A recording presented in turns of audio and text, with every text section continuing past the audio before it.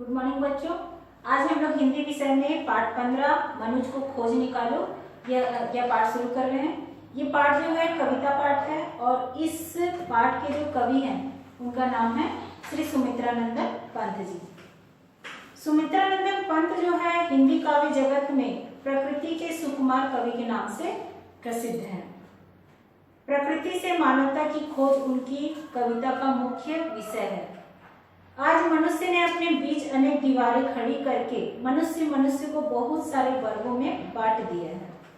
इन विभिन्न वर्गों में बटे हुए मनुष्यों में से कवि सच्चे मनुष्यों को खोज करना चाह रहा है। वे मनुष्य ऐसे हों जो धर्म, जाति, देश, भाषा आदि के भेद से ऊपर उठे हों। तो इस कविता के माध्यम से जो है कवि जो है सच्चे मनुष्य को समाज से खोज निकालने की बात जो है कह रहे हैं। कवि जो है आज ये बताना चाह रहे हैं कि हमारा समाज जो है विभिन्न वर्गों में बटा हुआ है और विभिन्न वर्गों में बटे होने के कारण से एक मनुष्य जो है दूसरे मनुष्य से भेदभाव की भावना रखने लगा है, ऊंच नीच की भावना रखने लगा है, छोटा बड़ा मानने लगा है। तो ऐसे भेदभावना को दूर करने को कह रहा है और साथ में सच्चे मनुष्य को इस समाज से खोज निकालने की बात कह रहा है। तो कविता यहाँ पर शुरू करते हैं। आज मनुष्य को खोज निकालो जाति, वर्ण, संस्कृति, समाज से। मूल व्यक्ति को फिर से चालो देश, राष्ट्र के विविध भेद हर। धर्म नीतियों में समत्व भर, रूढ़ी रीतिगत विश्वासों की अंध यवनिका आज उठा लो, आज मनुष्य को खोज निकालो। अब देखिए यहाँ पर कवि जो है क्या कहना चाह रहा है। आज मनुष्य को खोज निकालो। यहाँ पर जो कवि है इस पद्यांश के माध्यम से सच्चे मनुष्य को खोज निकालने की बात कह रहे हैं और इस पंक्ति के माध्यम से ये कहना चाह रहे हैं कि हे मनुष्य, अब तुम विभिन्न जातियों, वर्णों एवं विभिन्न संस्कृतियों में, यहाँ पर बोल रहे हैं ना, आज मनुष्य को खोज निकालो।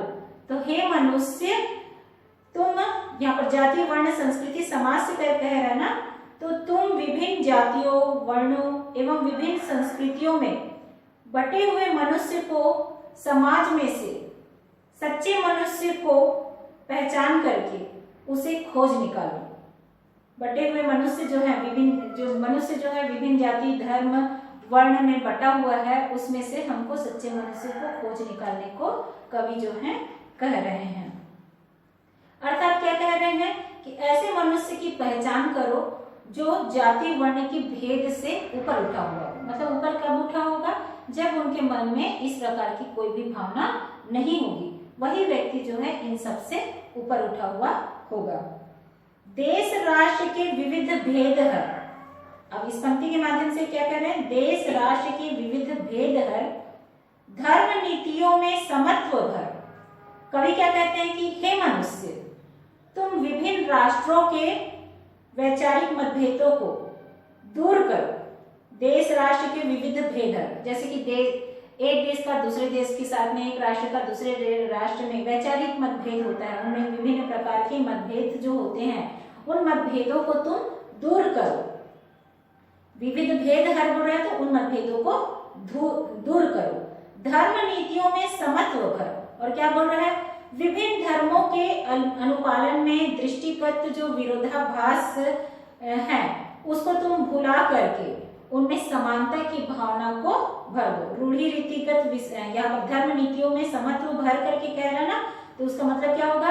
विभिन्न धर्मों का तुम के अनुपालन में दृष्टिगत विरोधाभाव को, जैसे कि हम विभिन्न प्रकार के जो हमारे देश में विभिन्न धर्म के मानने वाले लोग रहते हैं और उनका पालन भी करते हैं, तो ऐसे लोगों के बीच में जो विरोधाभाव बने हुए हैं, उनकी दृष्टि में जो विरोधाभाव बने हुए हैं, उसको भूल करके उनमें समानता की भाव जो है भर दो। और क्या कह रहे हैं? रूढ़ी रीतिगत विश्वासों की समाज में जो रूढ़ी रीतिगत विश्वास जो व्याप्त है, रूढ़िवादिता जो प्रचलित है और पुरानी परंपराएं, मान्यताएं जो है प्रचलित है, उसको क्या बोल रहा है, अंध यवनी का आज उठा लो। उसको क्या कर रहा है कि समाज में जो भी व्याप्त रूढ़िवादिता एवं प्रचलित पुरानी मान्यताएं हैं उसको तुम बदल डालो। अंध यवनिका को आज उठा लो मतलब कि उसको तुम बदल डालो। अब वह समय आ गया है, आज मनुष्य को खोज निकाल बोल रहे हैं, तो अब वह समय आ गया है कि मनुष्य के बीच में से हमको सच्चे मनुष्य को खोज निकालना है। यहाँ पर फिर से एक बार बता दे रही हूँ कि समाज में जो भी व्याप्त रूढ़िवादी यानी कि पुरानी परंपराएं, जो रीति रिवाज जो है चली आ रही है, पूरी मान्यताएं, पुरानी मान्यताएं जो चली आ रही है उसको तुम बदल डालो। और अब वह समय आ गया है कि समाज में से सच्चे मनुष्य को, मनुष्य के बीच से ही तुम इन्हें सच्चे मनुष्य को खोज निकालो। आगे देखिए आगे की पंक्ति, भाषा भूषा के भीतर श्रेणी वर्ग से मानव ऊपर। कवि यहाँ पर क्या करें, कवि जो है यहाँ पर भाषा वर्ग आदि की श्रेष्ठता से संबंधित विवादों के बीच जो है मानव को सर्वश्रेष्ठ बता रहा है। मानव को भाषा और वर्ग, यहाँ पर जो भी उनमें आदि की जो श्रेष्ठता है, भाषा और वर्ग आदि की जो श्रेष्ठता जो है, मतलब मनुष्य जो है इन सबसे संबंधित विवाद जो उनके बीच में जो बना हुआ है उसमें से मानव को सर्वश्रेष्ठ बताया है। कवि यहाँ पर क्या कह रहे हैं कि हे मानव, भाषा भूषा के भीतर बोला तो हे मानव, दुनिया में अलग अलग भाषाएं और बोली जाती हैं। भाषा भूषा के भीतर करके यहाँ पर बोल रहे हैं ना, तो क्या कह रहा है कि दुनिया में अलग अलग या विभिन्न भाषाएं जो हैं बोली जाती हैं। श्रेणी वर्ग से मानव ऊपर, मानव जो होता है समाज में जो है अनेक जाति वर्ग में बटा है, किंतु अनेक जाति वर्ग में बटा हुआ है। तो क्या कह रहा है कि समाज जो है अनेक जाति वर्गों में बटा है, किंतु मनुष्य इन सबसे ऊपर है। श्रेणी वर्ग से मानव ऊपर, समाज जो है विभिन्न जाति वर्गों में बटा है, लेकिन मनुष्य जो है इन सबसे ऊपर है। अखिल अवनी में, अखिल यानी संपूर्ण, अवनी यानी पृथ्वी, अखिल अवनी में रिक्त मनुष्य को, रिक्त यानी खाली होता है, अखिल अवनी में रिक्त मनुष्य को, तो क्या कह रहा है कि पूरी दुनिया में क्या है कि भाषा जाति या अथवा वर्ग को संकुचित विचारों से खाली कर चुके हो। पूरी दुनिया में जो है भाषा वर्गों को लेकर के जो विचार है उससे जो संकुचित यानी कि छोटे विचारों से जो मन जो जिसका भी दिल जो है खाली हो चुका है, केवल मनुष्य जानकर, यहाँ पर क्या कह रहे हैं कि अखिल अवनी से रिक्त मनुष्य को केवल मनुष्य जान अपना लो। तो केवल क्या है, जिनके मन में इस प्रकार के विचार हैं, इस प्रकार की जो छोटी भावनाएं बनी हुई हैं, वैसे मनुष्य में क्या बोल रहा है, केवल मनुष्य जानकर उसको स्वीकार कर लो। मतलब कि जो छोटी भावना रखता है तो उसको मनुष्य से क्या होता है, हीन भाव से ग्रसित होता है, उसे घृणा करने लगता है। तो हमको क्या है, केवल उसको मनुष्य मान करके ही स्वीकार कर लेना है, अर्थात उससे नफरत नहीं करना है।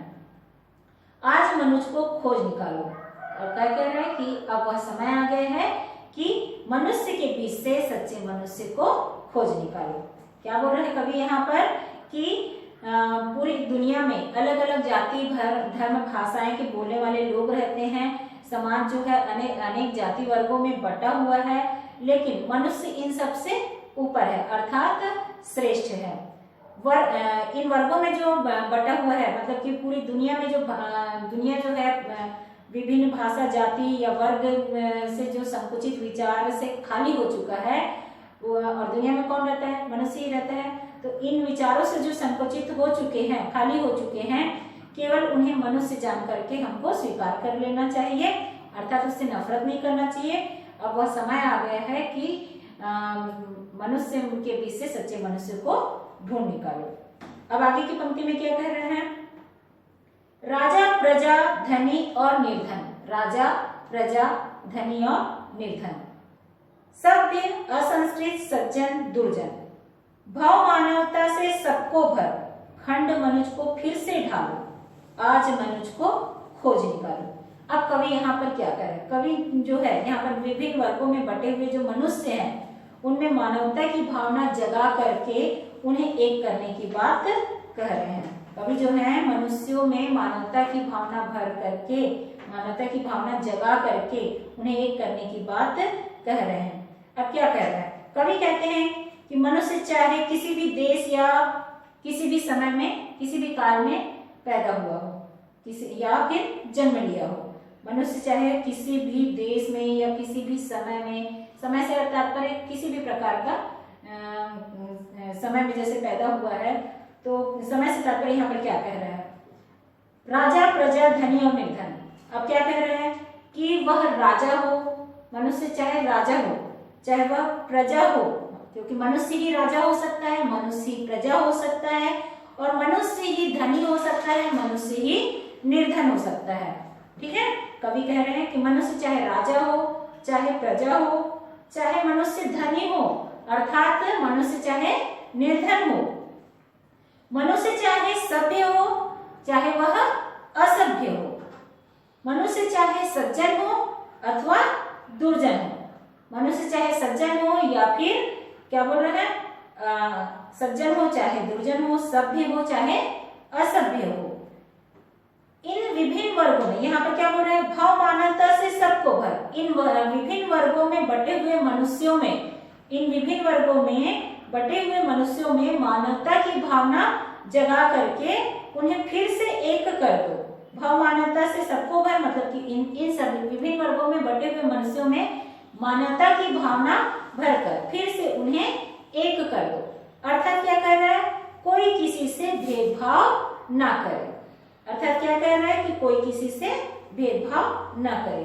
खंड मनुज को फिर से ढालो, और क्या कह रहा है कि मनुष्य होने के नाते सब आपस में हिल मिल करके रहें और कोई किसी से भेदभाव न करे। खंड मनुज को फिर से डालो, और जो मतलब अलग कट गया है, किसी से दूर है, किसी से भेदभाव जो हम कर रहे हैं, तो हमको मनुष्य होने के नाते सबसे हमको हिल मिल करके रहना चाहिए। आज मनुज को खोज निकालो। अब वह समय आ गया है कि मनुष्य के बीच से सच्चे मनुष्य को खोज निकाले। तो यहाँ पर ये पंक्ति जो है आप लोग को समझ आ गई होगी। मैंने आज आपको जितनी भी पंक्तियां समझाई हैं, तो ये पाठ 15 मनुष्य को खोज निकालो। यहाँ पर कवि जो है सुमित्रा नंदन पंत सच्चे मनुष्य को समाज में से खोज निकालने के लिए इस पंक्ति के माध्यम से कह रहे थे। तो आज ये कविता जो है समाप्त होती है।